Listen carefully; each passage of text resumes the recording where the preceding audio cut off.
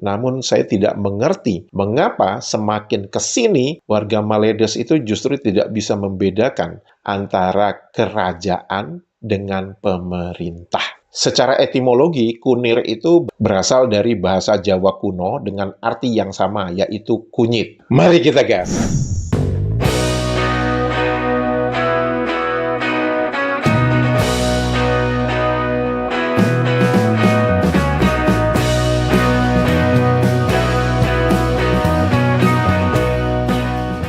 Halo, apa kabar semuanya teman-teman? Semoga kita semua dalam keadaan sehat walafiat. Amin ya robbal alamin. Selamat datang di kanal ini, kanal yang berbicara perbandingan kosakata menurut Kamus Besar Bahasa Indonesia dan Kamus Bahasa Indonesia versi Maledes. Semoga informasi tersebut bermanfaat untuk warganet Indonesia. Teman-teman, sebelum saya berbicara tentang kosakata yang berkaitan dengan obat-obatan tradisional, saya akan membacakan beberapa komentar dari warganet Indonesia. Komentar pertama dari AIM0319. Ini adalah komentar yang saya baca ketika saya mengunggah video pendek, shorts video, di mana di dalam video tersebut saya mengatakan bahwa di Maledes itu mereka tidak bisa membedakan antara pemerintahan dengan kerajaan, sehingga mereka menyamakan itu sebagai government. Seperti kita tahu bahwa government itu bahasa Inggris yang kalau kita terjemahkan ke dalam bahasa Indonesia itu artinya pemerintah atau pemerintahan. Sedangkan di Indonesia, kingdom itu kerajaan. Namun di Maledes, government itu sama dengan pemerintahan dan sama dengan kerajaan. Karena itu kita sering mendengar warganet Maledes mengatakan kerajaan Indonesia. Padahal yang dimaksud itu adalah pemerintah Indonesia. Mas atau Mbak Aim ini mengatakan government artinya dan asal-usulnya. Penting nih sekalian dicatat dan dihafal. Govern berasal dari bahasa Yunani yaitu guberna yang artinya to guide. Kemudian ment berasal dari bahasa Latin mente yang artinya mind. Jadi government itu artinya untuk membimbing pikiran, mind control. Hanya dimanipulasi artinya menjadi pemerintahan, bukan kerajaan. Roja, capek ngomong maroja, nggak nyampe intelektualnya dan literasinya minim pengetahuan. Namun, kalau kita merujuk kepada bagaimana orang Malaysia pada tahun 1970-an, mereka bisa membedakan apa itu pemerintah dan apa itu kerajaan. Namun, saya tidak mengerti mengapa semakin ke sini warga Maledes itu justru tidak bisa membedakan antara kerajaan dengan pemerintah. Komentar kedua dari Otah Fortalisa. Ketika PMX mengutip kata ketimbang, mereka protes dan ribut. Tapi ketika mereka mencuri kosakata Indonesia ke kamus mereka bungkam 1000 bahasa. Mereka protes karena yang memprotes itu adalah pihak oposisinya. Tapi ketika mereka menyalin tempel dari Kamus Besar Bahasa Indonesia ke kamus mereka, wah, mereka diam aja. Kenapa? Oh, kami tidak tahu menau itu. Bukan kami yang melakukan. Ngeles terus. Bapak atau Mas Murjono saja. Kanal ini asli membuat kelojotan kaum tipe M Bani Sarapan Maledes karena tak mampu mengelakkan data dan fakta yang dicolokkan ke matanya. Kalaupun masih berani nongol di sini hanya meracau dan misuh-misuh belaka. Ini menjadi kayak bumerang untuk mereka. Kalau mereka bersikeras mengatakan, kami tidak menggunakan itu, ya kita bisa tanya balik ke mereka. Kalau tidak kamu gunakan, kenapa kosakata itu ada di kamusmu? Tentu saja, mereka itu sangat jago ngeles. Memberi alasan-alasan gitu paling jago. Namun kita udah tahulah pola-polanya seperti apa, ya. Nah, ini komentar dari Mas Adi Sutiharso cukup menarik ya, disampaikan dalam bentuk pantun ya kayaknya, karena beliau betul-betul memperhatikan huruf akhirnya dengan pola ABAB kalau nggak salah ya. Mas Adi Sutiharso menuliskan sebagai berikut, ada strategi di balik ambisi. Bahasa Semenanjung sudah benar-benar hancur, karena penutur bahasa rojak membeludak. Ismail Sabri menolak untuk jujur, bahasa kebanggaannya selalu diinjak-injak. Ya, teman-teman bisa perhatikan tuh polanya itu pola pantun AB-AB gitu ya. Jadi ingat dulu zaman sekolah dulu ya. Ibarat gedung yang menjadi debu, sudah tidak mungkin untuk dihuni. ASEAN dipaksa untuk berbahasa Melayu. Ada strategi atau sekedar ambisi? Kemungkinan pertama yang terlintas olehku, bahasa Indonesia harus berganti nama, atau setidaknya sematkan kata Melayu agar menjadi milik bersama. Simposium dan propaganda sudah gelar. Mungkin setiap rencana sudah matang. Untuk saat ini masih samar, tapi jangan biarkan mereka menang. Apa tujuan dari perdebatan bahasa? Apakah ada strategi yang tersembunyi? Jujur, aku merasa sangat curiga dengan ambisi si Ismail Sabri.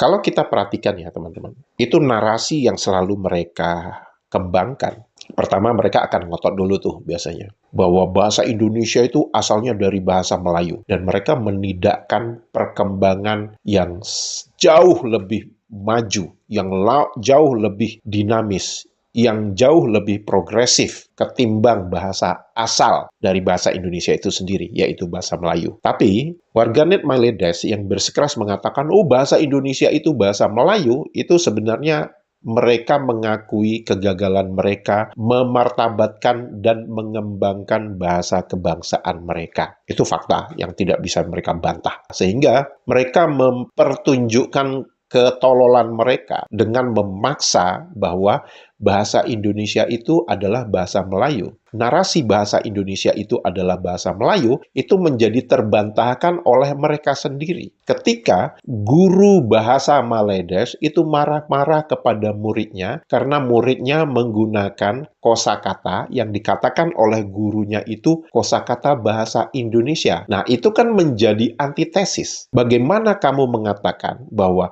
bahasa Indonesia itu bahasa Melayu, tapi di sisi yang lain, guru Maledes ini tidak membolehkan muridnya menggunakan bahasa Indonesia. Begitu fakta itu ditunjukkan kepada warganet Maledes, biasanya warganet Maledes mulai mundur selangkah. Mundur selangkah, mereka dengan mengatakan apa? Oh, bahasa Indonesia itu adalah bahasa Melayu dialek Indonesia. Itu kan yang selalu mereka ingin buka narasi itu. Sebenarnya, mereka mengatakan begitu, mereka ingin menunjukkan bahwa bahasa Melayu mereka itu lebih besar. Dengan mengatakan bahasa Melayu dialek Indonesia. Sekali lagi, itu sebenarnya menunjukkan kegagalan mereka memartabatkan dan mengembangkan bahasa kebangsaan mereka. Sehingga mereka harus membawa-bawa nama Indonesia. Kalau saya ditanya sebagai pribadi, bahasa yang digunakan di Maledes itu adalah bahasa Indonesia dialek Malaysia. Itu lebih tepatnya. Karena apa? Karena kalau teman-teman mengikuti apa yang saya bicarakan di video ini, teman-teman bisa membaca kok, teman-teman bisa melihat betapa banyaknya kosakata bahasa Indonesia yang diambil dan dituliskan di dalam Kamus Bahasa Indonesia versi Maledes. Dan sebagian besar warganet Maledes yang melihat video saya ini, mereka baru menyadari bahwa ternyata ada kosakata tersebut di dalam kamus mereka. Jadi, akan lebih tepat kalau kita mengatakan bahasa di Maledes ini adalah bahasa Indonesia dialek Malaysia. Kosakata pertama yang ingin saya bicarakan adalah jahe. Nama ilmiah jahe itu adalah Zingiber officinale. Itu adalah akar dari bahasa Sanskerta. Kata Zingiber dalam nama ilmiahnya dan kata untuk jahe. Nama ini mengacu pada bentuk rimpang jahe yang bercabang-cabang dan menyerupai tanduk rusa. Kata Latin, bagian officinale berasal dari bahasa Latin officina, yang menunjukkan bahwa tanaman ini secara tradisional digunakan dalam farmasi atau pengobatan. Di Indonesia, jahe memiliki beragam nama lokal seperti jahe atau jai, bahasa Jawa, alia atau bahing dalam bahasa Sumatera, lea dalam bahasa Flores. Jahe diperkirakan berasal dari Asia Tenggara dan telah digunakan dalam pengobatan tradisional Tiongkok dan India selama lebih dari 2.500 tahun. Pada abad ke-14 di Eropa, jahe adalah rempah yang sangat berharga. Bahkan konon harganya pernah setara dengan seekor domba. Catatan tertulis tentang jahe ditemukan dalam buku Annales Confucius yang ditulis antara tahun 557 dan 479 sebelum Masehi, di mana Confucius menyatakan bahwa ia tidak pernah makan tanpa jahe. Rasa pedas yang khas pada jahe terutama disebabkan oleh senyawa keton bernama zingeron dan gingerol. Senyawa gingerol inilah yang juga bertanggung jawab atas sebagian besar sifat obatnya, seperti antiinflamasi dan antioksidan. Jahe yang dikenal di Indonesia terbagi menjadi 3 jenis dengan karakteristik berbeda. Jahe gajah atau jahe badak, rimpang besar, kurang pedas, sering diekspor. Jahe emprit atau jahe kuning, rimpang sedang, berserat lembut, digunakan untuk masakan dan minuman hangat. Kalau di Jawa disebut wedang jahe.